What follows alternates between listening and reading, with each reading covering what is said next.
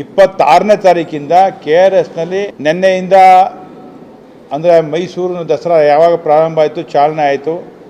ದೀಪಾಲಂಕಾರದ ವ್ಯವಸ್ಥೆಯನ್ನು ಚಾಲನೆ ಕೊಟ್ಟು ಸಾಯಂಕಾಲ ನಿನ್ನೆಯಿಂದನೇ KRSನಲ್ಲಿ ವಿದ್ಯುತ್ ದೀಪಾಲಂಕಾರದ ವ್ಯವಸ್ಥೆಗೆ ಚಾಲನೆ ಕೊಟ್ಟಿದ್ದೀವಿ. 26ನೇ ತಾರೀಕು ಶುಕ್ರವಾರದಿಂದ 30ನೇ ತಾರೀಕುವರೆಗೆ 26, 27, 28, 29, 30 5 ದಿವಸಗಳ ಕಾಲ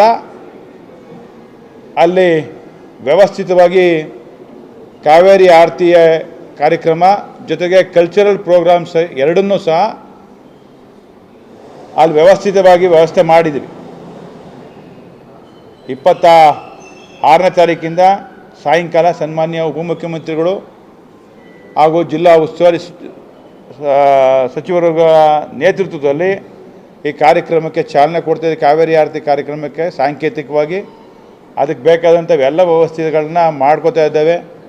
ಯಾವುದೇ ಥರದ ಅಲ್ಲಿ ಬೇರೆ ಥರದ ಇದಕ್ಕೆ ವ್ಯವಸ್ಥೆಗೆ ಇದಿಲ್ದೇ ಹಿಂದೆ ಹೇಗೆ ಸಾಂಕೇತಿಕವಾಗಿ ನಾವು ದಸರಾವನ್ನು ಆಚರಣೆ ಮಾಡ್ತಿದ್ದೋ ಆ ವ್ಯವಸ್ಥೆ ಹಿಂದೆ ಏನು ಮಾಡ್ತಿದ್ದೋ ಅದೇ ರೀತಿ ಅಲ್ಲಿ ಕಲ್ಚರಲ್ ಪ್ರೋಗ್ರಾಮ್ಸ್ನ ವ್ಯವಸ್ಥೆ ಮಾಡೋದ್ರ ಜೊತೆಗೆ ಈ ಸಲ ಅಡಿಷನಲ್ ಆಗಿ ಕಾವೇರಿ ಆರತಿಯನ್ನು ಪ್ರಾರಂಭ ಮಾಡಿದ್ದೇವೆ.